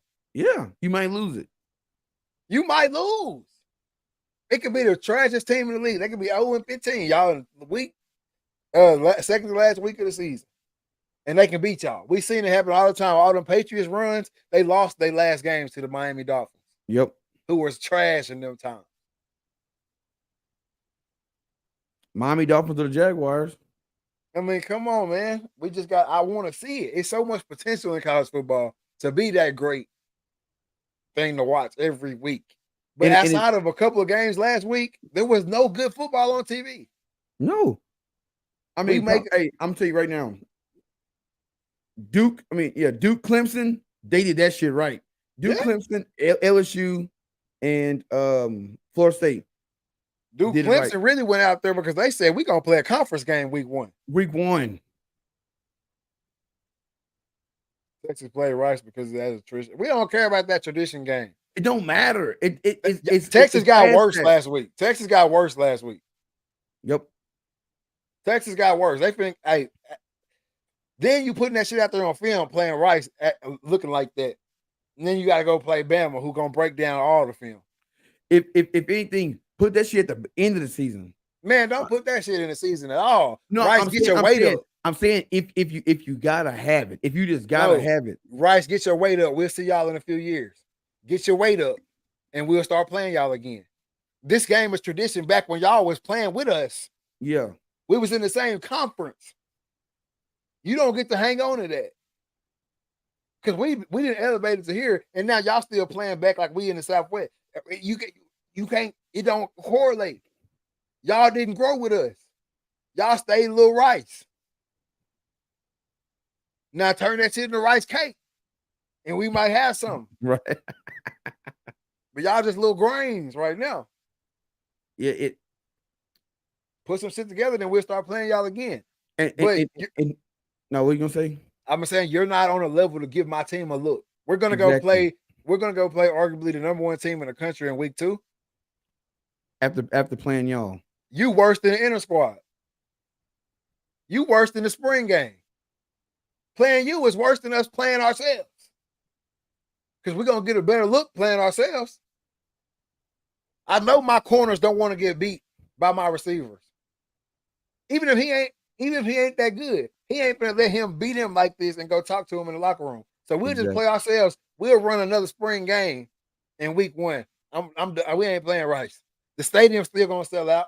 Hell, we got a fall camp game. Exactly. Yep. We did now, Nick on one. I am because it's stupid. It's dumb. At this point, it's stupid. It's too much at stake now. And I don't care about tradition, none of that shit. Because you know what? At the end of the day, it's all about money. It's all about money. And you can't tell me that if someone proposed, how about this? How about we have week 1? We pop this shit off right. We got Bama versus #1 versus number 10, 2 versus 9. Just work your way down. You can do it. Like, you don't even got to do it. It ain't even got to be that stage. It can be 1 verse 15. You know what I'm saying? It can be anything. But stop playing poo-poo. Yes. Stop playing a team that you know for sure. Like Nick Saban went into that game against Middle Tennessee. Our players will have to die out here on this field for y'all to win. For us to lose this game. Oregon went into that game. Every last one of our players got to get that shit and be quarantined for y'all to win this game. If we got 11 players, we'll beat y'all. we can only bring 11 players. And that's what I'm saying. If we got 11, I'm not saying 22. If we have 11, we're going to beat the shit out y'all. Still. That's 81. You give up 81 in a game. You really probably only gave up 50 something, and everybody was like, fuck it. Yep. At that point, I ain't want to be out here. Now you got players faking injuries. Yeah. Oh, I'm hurt. Faking cramps. Just get me out of here. I don't know where I want to be, but it ain't here. And I think the most embarrassing part of the weekend is you got the coach at Arkansas State on his knees crying, and you got the players consoling the coach. Because as a head coach, I can only imagine, because I ain't never been a head coach. But as a head coach, we compare football to war and everything. We going into battle. You done got these cats as ready as they can be, because they only gonna be so good. You got a couple of transfers in there who you know may have been on another stage. That you got a couple of players who sifted through the cracks. You know what I'm saying? That surrounded by the right type of talent, they'll be that guy. But that's not the talent you have surrounding them at Arkansas State. So now you done got them as ready as they can be. See, he went to sleep that night knowing we ain't got a shot in hell. Yep. I can just tell by the score. He went to sleep knowing, man, we ain't got a chance in hell to beat them, man. Best thing we can do is run this ball, run this clock out, and try to get out of here, man, with this check in our legs. That's about as much as we can do. That's it. So then after you dialing up play after play, that should be working. They work in practice. They should be working. They gonna work in conference. These plays work. You done ran them all last year. Y'all ran that hoe last year. You dialing this shit up, all your blitzes getting picked up. The plays you'd always dial up on third down and second down, they always get home. They getting first downs, they scoring. You on offense, everything you call getting stopped. You can't get past. You can't get past the 30. Y'all can't move the rock. Everybody locked up. When y'all run the ball, they in the backfield. QB ain't got time to throw it. Man, hell, third quarter come, I'll be crying too. Because it's hope. It's a feel of hopelessness. I can't do nothing. There's nothing I can do. Yes, it don't matter what I call. Defense, y'all just run base. Like at that point, just run base. I can't do nothing else with y'all. Like there's nothing I can do with y'all. I didn't see them run 3 quarterbacks back here, and it don't look like they didn't change the man. Speak on it. What's the point in playing that? Cause and then by the third quarter, ain't nobody staying. Bro, I'm done. I'm finna go in the parking lot and drink. And your players ain't locked in no more. Nope. They talking about the party after the game. What can you tell y'all winning by 80 points in a football game? What do you tell your players on the sideline that's cutting up? Hey man, lock in. For what? It ain't over yet. It's over, bruh. It's over. You always got that one player on the team or whatever. It ain't over. They locked in. Man, this shit over. This is over, bro. Bro, I'm telling you, if I'm on a team that's winning 81-0, bro, and I'm a starter, I'm not wearing shoulder pads on the side. I'm done. Hey, I'm done, coach. Matter of fact, we going at halftime. I'm really taking my shit off. Hey, coach, I'm good. Hey, Malcolm. What's the point? What's the point? It's 100 degrees too in Norman. Man, I ain't finna sit there and wear this shit. For what? For what, bro? It's over. And I just don't understand it, man. I'm tired of seeing it. I think it's embarrassing. It's really embarrassing to the other team, man. I mean, my boy, now he's cemented. He done. He cemented crying on the field. That's it forever. He forever gonna be known as a coach that cried on the field and took a 73-0 ass whooping. And it's not like they it was a glimpse of him crying. They zoomed the camera in on his ass. That's what I'm saying. And look, Arkansas State can go run the table. That's what I'm saying. That's stupid. You're clearly it's too big of a gap. Yep. It's just too big of a gap. I'm done seeing it. I want to see opening week bowl season. I want to see opening week bowl season. Bro, you can just play somebody on your level. That's it. Or close to your level. It ain't gotta be SEC versus SEC. It ain't gotta be 1 versus 10. It can be literally just any Division I program that's of caliber. He was crying because the player was thirsty about how they was gonna be there for freedom there.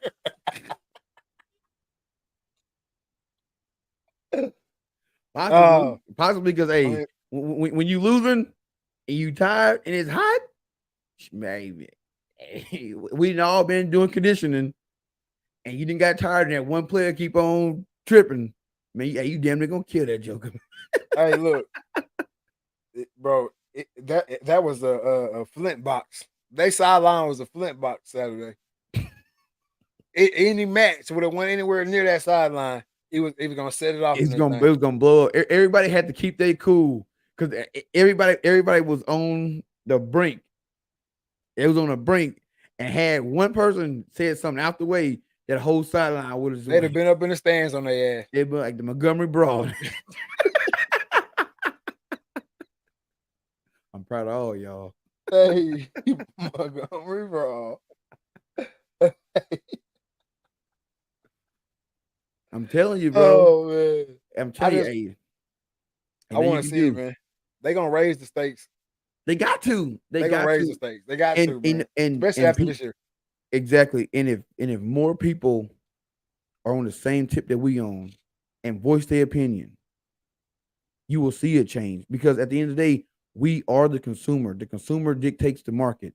We dictate the game, the matchups, all that shit. We do. If everybody giving the same tip, hey NCAA, hey conferences, we tired of seeing these stupid ass blowout games. Western Carolina, there's a place for y'all. Y'all, it ain't over here. You can't play in our sandbox. It ain't over here, brother. Eastern Portland, you ain't in our sandbox. Matter of fact, Western Carolina should be playing Eastern Portland. Mm-hmm. Now you got a good game. I watch that shit. Mm-hmm. That shit on Thursday night, Wednesday night at 8:00, man. We all watching it, and we go watch it. There's a place for y'all, bro. I'm gonna give you a prime example. Back, I would say early 2000s. When did Boise State play on TV? Yep. Wednesday nights. Wednesday nights. Wednesdays, hell, Thursdays. Until what? I forgot who they beat. They got their weight up. They got their weight up, and they beat somebody on Saturday, and then they kept beating bigger and bigger and better teams to the point where they beat Oklahoma in the Orange Bowl. Now they playing on Saturday. Now Boise ain't a bad game. Boise versus they got their ass whooped this weekend. But who they play? I don't know. Right. It was a Tech. I don't know who it was. They got that. Who they got that? What? I remember seeing it. I think I seen it. It was something 0. Oh, Washington. Yeah, Washington. 56-19. 56-19. So yeah, it was like 30-0 when I seen it. Yeah, they got the head toe up. But yeah, they worked their way up the ranks. Yeah. They worked their way up the ranks the way it should be. They wasn't getting no prime time. And you know what I'm saying? But you need to earn, like, if anything, you need to earn these money games. You know, I remember the year that Jameis Winston went on a run at Florida State. That year, Jacksonville State played Alabama week 1, then turned around, played Florida State week 2, then played Miami week 3, then played Florida week 4. By the time they got the comp, man, it was 70 0, 60 something 0, 80 something 0. You didn't play 4 games where your defense gave up almost 300 some points, and y'all ain't scored shit. Then y'all go in a conference with your head down, and then what you go? Then your opponent got all this ammunition. They got no reason to fear you. Yeah, exactly, man. We They got watched no y'all get reason to fear dubbed, you. and it's not like y'all lost. We watched y'all get dubbed on national TV 4 weeks in a row. Oh, and not to mention, then y'all had to take a bus to every game. So y'all didn't got paid $3 million to play Bama, 1.5 to play Florida State, 2.5 to play Miami, and y'all still taking a bus to the game. All right, Nope. He's all right. Jacksonville State, It's just HBCU, stupid. where the money going? He took a full circle on y'all. I'm telling you, bro, it don't make no sense. So don't tell me it's just with the money game to keep the programs up. They're still taking buses to the game. I'm just not with it, man. It's over with. The campus ain't even nice. He said school campus not Shit, Texas High and Texarkana's high school campus is nicer than the majority of HBCU campuses, and them kids go to school for free.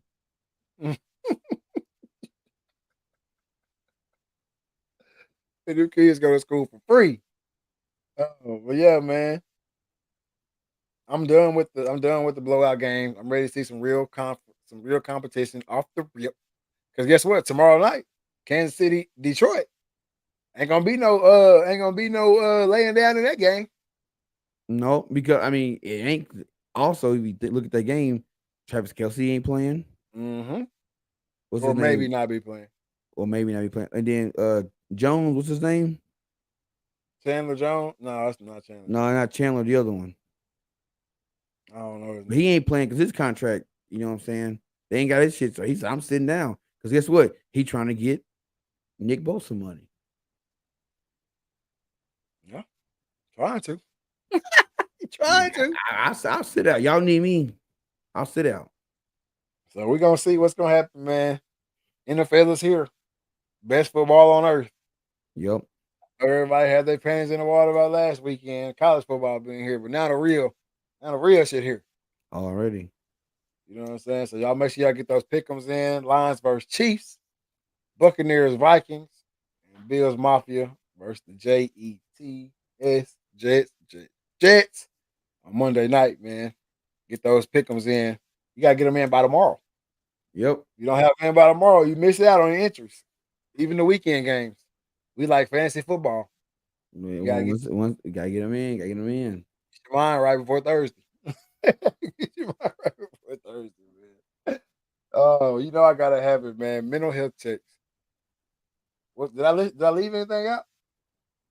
No, I think I hit it. I think I hit everything right there. I feel like I left something out. Nope, you get everything. Oh yeah, I did. I feel like I skipped over something, and then I was gonna come back to We it. got a whole lot of notes in that shit. We got through that shit quick. Hey. Rolling through. But you know, I gotta have my mental health checks, man. How you been, man? 1 through 10. Personally, what's been going on with you? Physically, you taking care of yourself, and business wise, what you got coming up? Man, personally, man, just been doing pretty good, man. Just doing some remodeling around the house, painting, getting some yard work done, getting just giving the house a refresh, you know what I'm saying, going into, hunting season. Because once I'm hunting, I'm not gonna be doing nothing, you know what I'm saying. So but hunting. So just getting that done, you know what I'm saying, work, making sure I'm getting all my big project stuff out the way, because like I said, once the season get in full swing, that's all I'm doing. I don't want to have to be worried about nothing else. So just kind of been a little bit overworking myself, but overall, man, I'm feeling about, I'll say I'm about a 8.5, you know what I'm saying, personally. Physically, just gonna start a new workout plan tomorrow. Nothing too crazy. Slowly getting back. My back is finally back to normal. You know what I'm saying? Got the rhomboid reattached, the muscle reattached, so all good there. So physically, man, feeling about a 7 right now. Hopefully, next couple weeks once I start working out, I get back up, yoga, and you need to get back to doing that again as well on the regular. Some stuff say I'm feeling about a 7.5. Let's say 7.5 physically. Business wise, man, a kind of going back to the drawing board on the Dread Archer podcast. Talked to my buddy Rob, and he's like, "Yo, man, podcast is great, but you should throw in some, of this, legislation and legal stuff that's coming out with hunting. You got federal government defunding any school that's doing any kind of archery or hunting, program or hunters ed, all that stuff. So kind of start, bringing more attention to that stuff because no one's really talking about it because we're all wrapped up in who got the nicest bow and who killed the biggest buck that we're not paying attention to these lawmakers making these laws that's going to affect, our way of life. So kind of gonna start having more guests on to come on and talk about, some of the legal and legislation when it comes to the hunting world. Uh and then I got a big project that I've been working on for the last, I say 3-4 months. It's coming into effect. It's gonna be something big. I can't wait to announce it when I'm finished, but that's gonna come sometime next year. So business wise, man, I say Judge Archer say about nine and a half green arrows going up. Most definitely, man. Myself, personally, just kind of hit a little low point in this week.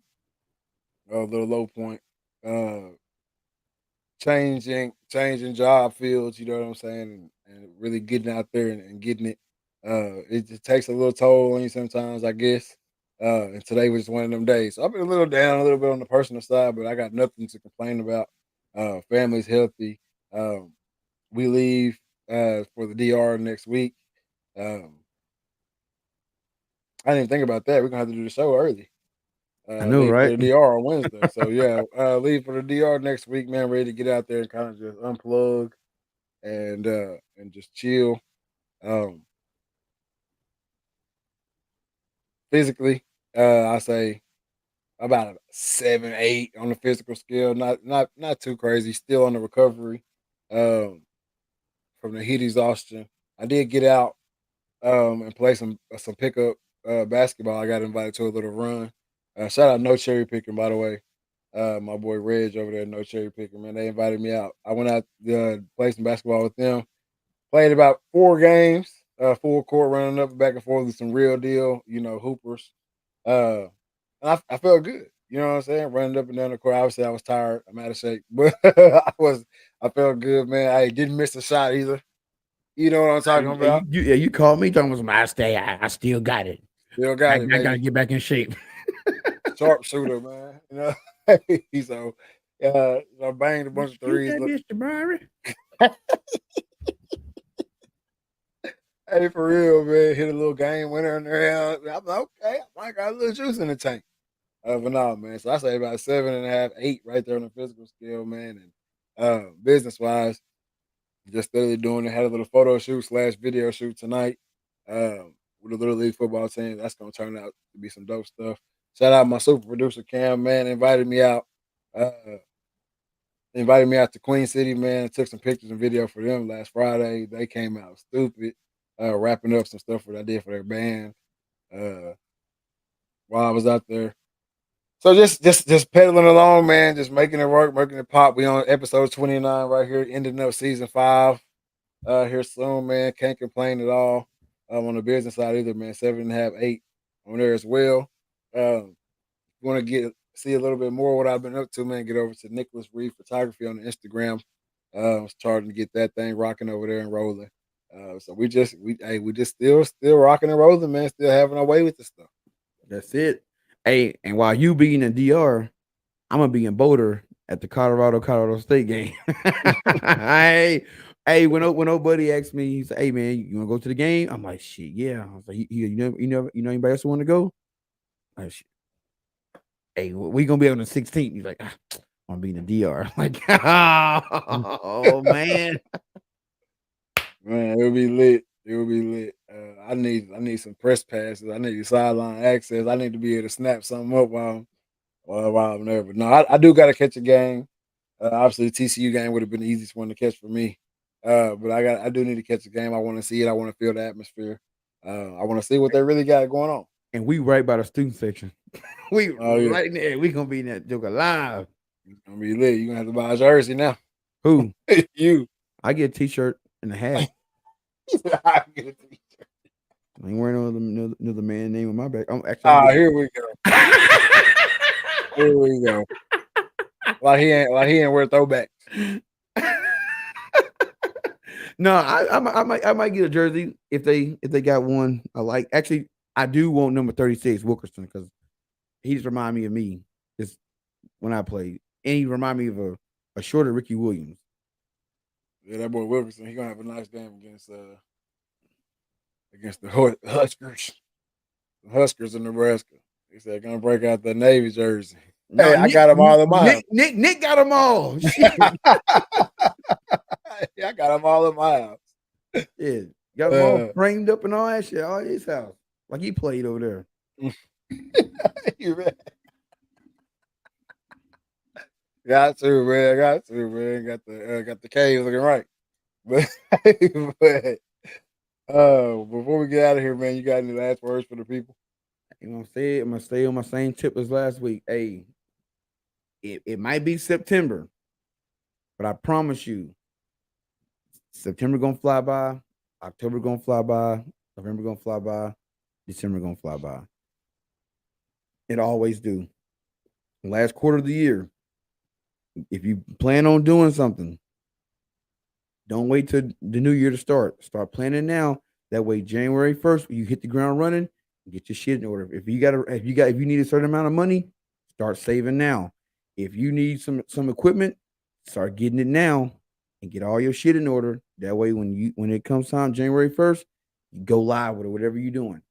But start now. Start building the foundation now. Don't wait. Got to, man. Got to. Like I always say, man, be vigilant. It's crazy, especially around our way right now, man. In the Texarkana area, so much happening on a daily basis, from all different angles. You never know what it is. So just be vigilant. Take care of your family right now. Hug everybody a little bit tighter, a little bit closer, man. Check on your friends. Call your friends. Shout out my boy Rye Wave. Call your friends, man. Check on them. See what's going on, man. And let's just try to be better people, man. Not only if you have something going on, go ahead and get that ready for 2024, but let's go ahead and get our mindset ready for 2024 as well. Whatever that is you're working on, man, whether it be being a better friend, being a better person, being a better parent, being a better coworker, being a better player, athlete, whatever it is. He said Nick just needs to respond to text messages. I'm working on it, man. I'm working on it. All right. Look, I don't even know if it's gonna focus in, but I'll show you right here. I don't even know if it's gonna focus in. You said it ain't focusing. 607. I was just gonna say I didn't see his phone. He got like 607 unread messages. 607, man, on unread messages right now. I'm terrible at it. Brett, I was like, man, I miss Brett sending me messages on Facebook. I really just miss having something when I finally do go to the messenger in there. It'd be Brett. Having Brett like 5 or 6 videos from Brett. He said sometimes they're time sensitive, man. Let's see what Brandon last text message he sent. Let's see what it said. Let's see if we got if it's about something good. I can just type his name in at the top. Let's see what Brandon was talking about.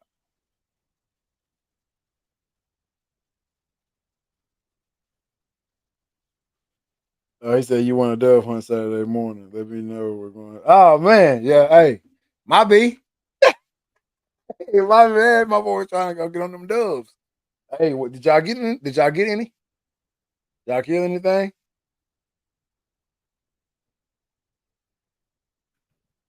Damn, Brandon, you could have said something to me. I'd have responded. I'd have been there. A bit of a boat ride, anyway. Yeah, that's far when somebody say something like that.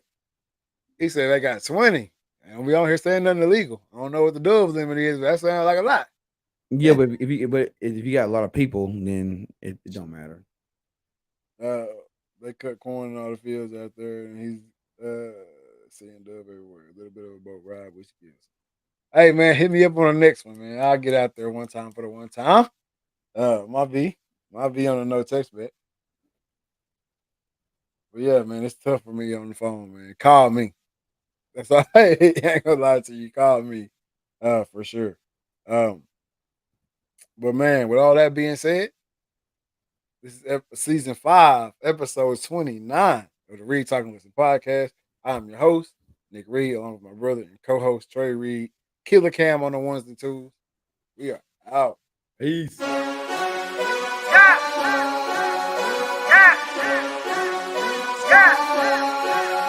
What? I mean, it's been turning up with her. The girl around us and she loving her. If we don't know you, don't go close to her. If you with your girl.